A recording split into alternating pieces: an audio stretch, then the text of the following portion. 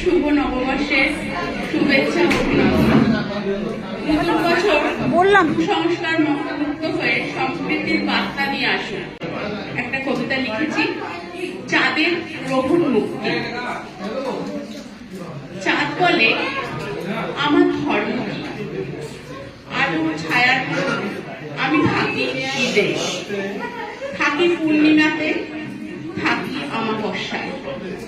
আমায় দেখে শেষ হয় করবা চৌথের ব্রত, ভাঙে কঠিন রোজার উপবাস।